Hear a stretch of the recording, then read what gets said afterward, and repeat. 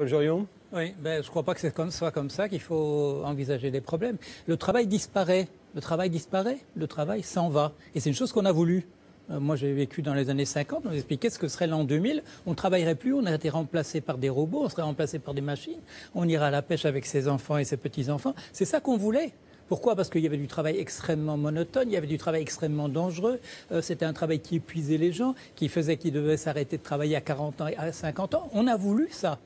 On n'a pas pensé en même temps que les gens, la plupart des gens, ceux qui ne reçoivent pas simplement leur argent du capital, c'est-à-dire en faisant travailler les autres, que les autres, il faut qu'ils aient des revenus. Si on veut que la machine économique fonctionne, il faut que les gens puissent acheter des produits. C'est M. Bavrez tout à l'heure qui parle dans le Monde, il parle d'une baisse encore du pouvoir d'achat de 1,2% l'année prochaine, l'année suivante.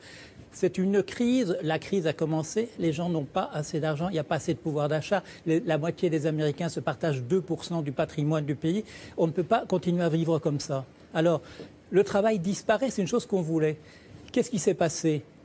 C'est Sismondi. Sismondi, au début du 19e siècle, il dit la chose suivante. Sismondi, un des inventeurs du socialisme, un Suisse, il dit la chose suivante. Toute personne qui sera remplacée par une machine aura droit à une rente à vie.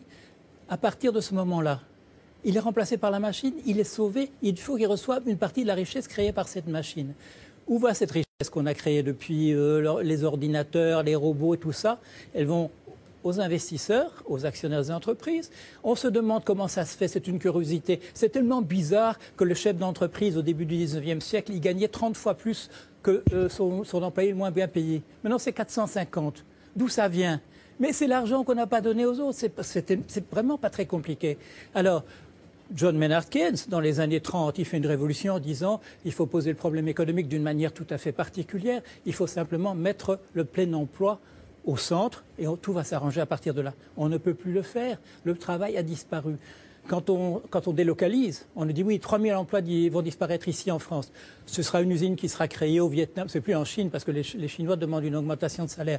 On va créer une usine en Indonésie ou au Vietnam. Vous croyez qu'on va créer une usine pour 3000 personnes? Non, on va mettre 30. Le reste, ce seront des robots, le reste, ce seront des machines. Le travail disparaît. On ne peut pas se dire comme ça, oui, on va comparer les 3 millions de l'époque de M. Bérégovoy, les 3 millions de chômeurs avec 3 millions maintenant. Le travail est en train de disparaître. Et c'est une chose qu'on a voulu.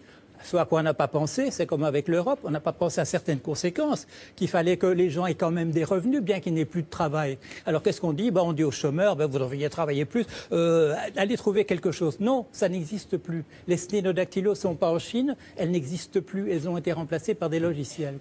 Ou par